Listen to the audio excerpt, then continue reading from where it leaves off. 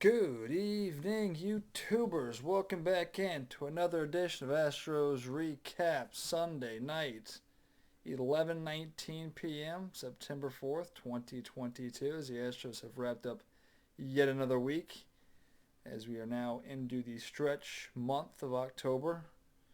Says we need to start to try to, get your players healthy, get everything firing on all cylinders. Astros, good week.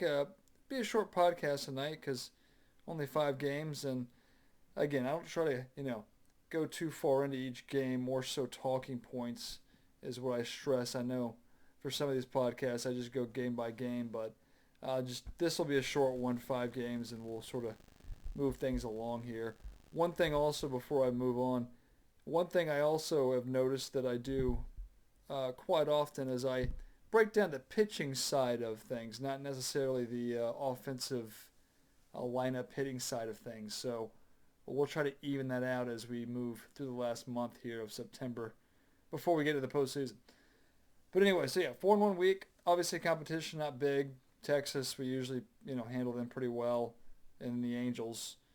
We actually play them again, the same two teams this week. So we will finish up our season series against these two teams. We have to play Oakland a few more times. We are done with Seattle. 12-7 was the final record against them. We'll kiss away the 19-game individual opponents. You won't be playing them 19 times ever again. Well, at least for the time being, going forward here, we'll see. But starting next year, I like this. I'm sick of playing the A's and the Mariners and the Angels and the Rangers 19 times a year. I think that's a little excessive, but it'll be 10 times. So, yeah, and then we'll play everybody. So, our division. I mean, we feast off a bad division. So, I'd like to play some decent teams and some more interesting baseball, so to speak, starting next year. But yeah, we'll wrap things up here. So obviously they won their 2 games in Texas. Those were, yeah, the offense was just like we didn't feel. I didn't feel great about those games, but we did enough to win basically. So I will look at this briefly, just going back.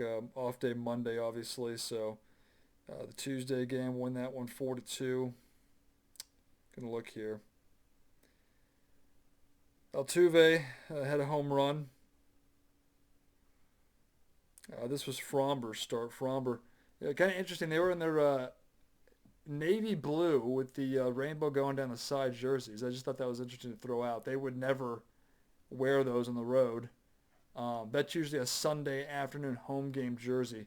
I just thought I'd throw that out there. Kind of interesting. But yeah, so but yeah, Fromber continues his dominance. Was that his 22nd straight? Let's see. I might be jumping the gun there, but where is it there? Hoping I can read a line or a recap that says, but Fromber, is it 20 or 21, 22 straight quality starts for Fromber? I mean, he went 8 innings in this game, so God, I'm not even on the right week here. All right. Yeah, Fromber goes 8 innings, 7 hits, 2 earned runs, 2 solo home runs he gave up, struck out 8, didn't walk a single hitter. That's shocking. That's not a Fromber-like line to not walk a batter. But yeah, he got through 8 innings, 14th win. He's 14-4. Neris got the save. So you'll see a combination of Hector Neris and Montero closing out games until Presley comes back. But yeah, Fromber did, most of the heavy lifting. We scored some early runs. 1 in the first, 2 in the third. That proved to be enough for the Astros. As Bregman hit a sac fly, Altuve hit a home run, Vasquez had an RBI single, and then a walk, scored the 4th run, RBI, bases loaded walk for Gurriel. 4-2, yeah, these games aren't super exciting. Just hope get the win, move on basically. Javier gets the win on Wednesday. Afternoon game, the Astros came out swinging pretty early. Well, Texas had a 2-1 lead after 1 inning, but the Astros scored 2 more in the second, 2 more in the fourth. So they're up 5-2 for the majority of that game. But let's see here. Mancini RBI single. Altuve RBI double, 2-run double, and Tucker a 2-run single. Scored your 5 runs there. But Javier only went 5 innings. You got 5 runs of 5 runs of. He got decent run support. He didn't have a great outing, actually. I look at the outing here. 4 hits, 3 earned runs, struck out 7, walked 3. ERA climbs back over 3. And Maton came in, had a scoreless inning, as well as Stanek, Will Smith, and Montero. So the bullpen was good there, getting through the final 4 innings. Montero getting his 10th save of the year. And then you get the day off on Thursday. You roll into L.A. here. Friday was a pretty easy 4-2 win. Saturday was the lone loss of the week, where they deserved to lose that game. They scored. Going in against Ohtani, things were going to be tough. Luis Garcia was great, by the way. Gave up 1 run in his 7 innings or whatever he pitched. Garcia was great. And we haven't been able to say that a whole lot. I feel like Garcia is the lone guy in the rotation that you don't feel super confident when he takes the mound every 5th day, like you do with everybody else. So, but Garcia was great that game. Bullpen was good as well. He went 12 innings, but the Astros had their opportunities. When you get the extra innings and you can't put up a run in 3 innings, that's putrid. You get that runner at second to start. In the 12th inning, they had runners on first and third with nobody out and still couldn't score a run there. So they deserve to lose that from an offensive standpoint. Pitchers were good. Hitters not so much. I'm okay with scoring the 1 run through the 9 innings. The Astros have struggled scoring runs against Ohtani to begin with. But when you get to the extra innings, the Astros just couldn't find a way to, scratch a claw across 1 run. They deserve to lose. And then today they bounced back like they've done all year, basically, off losses. They came out swinging. Kyle Tucker had the big 2-run home run. Altuve as well. I think Hensley had a 2-run double. Altuve had a RBI. They scored their 5 runs in the 2nd inning. They won the game 9-1. So very easy. Urquidy was very good again. 7 scoreless. His ERA's down in the mid-3s. So Urquidy right now, if you're asking me, he's the 3rd starter in a playoff series. He's pitched. There was a stat that was brought up on the TV today that was he is top 5 in terms of run support. So that's credit to him, but his ERA is still solid. He's been great. But he gets the win. Let's see here if I just check this real quick. He is now 13-5 this year, 3.51. And then Brandon Bielak, who was the call-up for the Verlander injury, 15-day IL stint for him, he pitched the final 2 innings, which was good. The Astros ran through their entire bullpen in Saturday's game, so just a resort back to that real quick. The 2-1 loss, but listen to this bullpen roll call here. So you went to Garcia, you went to Stanek, you went to Abreu, you went to Neris, you went to Maton, you went to Will Smith, and Seth Martinez. So, by the way, Brian Abreu still, ERA's now under 1, or under 2, 1.99. So Abreu, I like the fact that Dusty's been using him more. I think that trend needs to continue. He's pitched his way into a spot where it's hard not to use him in, situations. He's been good. Abreu was a guy I couldn't stand last year. He was one of the worst pitchers he was the worst pitcher in our bullpen. But he's turned it around this year, and I got to give credit where credit's due. And Brian Abreu deserves a lot of credit. So, yeah. So I'm just looking at the numbers here real quick, bullpen-wise. David Hensley, so far so good. Still a small sample size. Hensley was a guy they brought up. I'm trying to remember for who exactly. Maybe Diaz. Of course, now you're into September, so rosters expand with your September call-ups anyway. So they brought up their top catching prospect, Yanner Diaz, who they got in the Miles Straw deal, the Phil Maton, Yanner Diaz. Also Hunter Brown, be interesting to see him. He's our top pitching prospect. So as September progresses, obviously, we're going to see a lot of interesting. People are going to get rest, obviously. But the Verlander injury, the Ryan Presley injury, and one thing I don't think I mentioned, but Yordan Alvarez came back. He had missed a week of baseball. He didn't play last Sunday, and he didn't play, obviously, off days Monday, Thursday. Didn't play Tuesday, Wednesday, and he didn't play Friday or Saturday. So he's back today.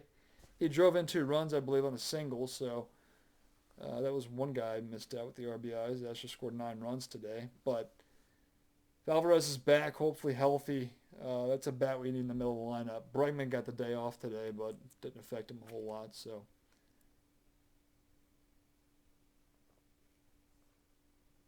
but I'm trying to mix in more offense along the way here. So, yeah, Gurriel's still got the average down there. Like 241 as I saw today, I think. Pena's right at 245, 250-ish. Altuve's like at 290. Alvarez is in the 290s. Bregman's in the it's either upper 250s, 260s. Let me just pull up the box score here. By the way, Bregman was the August Player of the Month, so take that for what it's worth. Now, he had a good month. I'm not going to beat around the bush here. One thing I'll say about Bregman is his average was down in the 240s. So he had a long way to go. So he's not at the point where I'm going to sort of lay off. He had a good month. Okay? He did. I'm not going to downplay the month. The month of August was good. But average 260s. I'm going to look at it here in a minute. But as I look, Altuve at 292. McCormick, who actually pinch hit, 234. Pena, 248. Alvarez, 294. Mancini, 256. That could be better. Should be better. Tucker, 258. That could and should be better as well. Gurriel, 241. We just said that. J.J. Maticevic at 206. Yeah. Vasquez, 283. Happy with that. Diaz got an at-bat, but didn't do anything. Dubon, 213. That should be better. Hensley, small sample size, 375. 2 hits, 2 RBIs. Yeah. Yeah. Let me find Bregman's average real quick for you before I finish up here.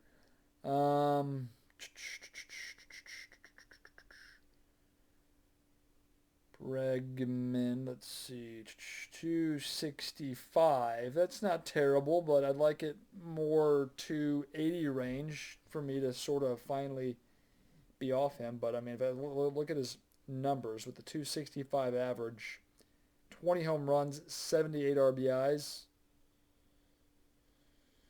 So get me to 280, hit me 25 home runs, and give me about 90 RBIs. If you can do that, Bregman had a decent year. I'll give him that. So, yeah. Yeah, I mean, we'll see. But, again, I think as we go through the month of September, upcoming games here, win them as much as you can. But get healthy. That's the number one priority. So, Verlander, Presley, Alvarez, I don't know what they plan with Alvarez. Like, the hand just doesn't seem right. You got a week off. I don't know if that helps or not. I didn't want him to necessarily go on the IL. If it's needed, it's needed.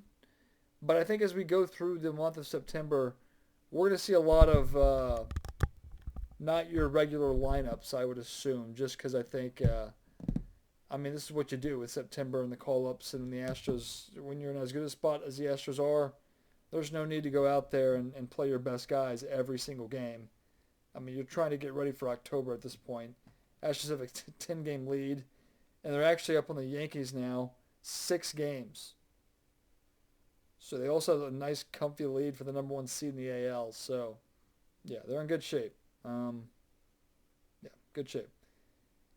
Seattle's won 7 in a row.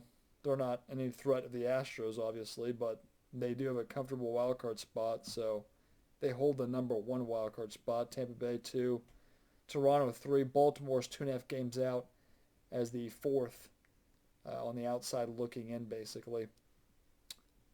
As far as the NL goes, Dodgers, they did lose actually 2 in a row for the first time in a long time against the Mets during the week, but they're 92 and 41. So, yeah, they're looking good. Mets lost 2 in a row, but they still have one game lead actually, just a single game ahead of the Braves. The Braves have been playing good. They've won 5 in a row, so that division's up for grabs. Whoever loses that division, whether it's the Mets or the Braves, will have that number one wild card seed. So, yeah, by a substantial margin. Atlanta's got it right now. They're 10 and a half games up. 10 games up on the second team, which is San Diego. So that's just sort of how it works when you play in a tough division, I guess. Anyway, I'm coming up on 16, man. I'm going to wrap things up. So, yeah. Astros record sits at, I don't think I said it, did I? Yeah, 86 and 48. So, good baseball. Just continue to win your series. If you can do that, I'm going to be satisfied with things. I went into the season, what did I say, 98 wins was the goal? If I have the right to change that, I think the Astros are in the 103 to 105 win range. I would take either or. 103 or 105 wins. Satisfied with. But yeah, wrap things up there. We'll talk to you next week. Let's see. Astros have an off day Thursday. But as of next week, are they off Monday? They are not. In fact, after the off day Thursday, they got like 2.5 weeks without a day off. So, yeah, the goal will be, next Sunday night. Once again. So, yeah, wrap things up there, and we'll talk to you then.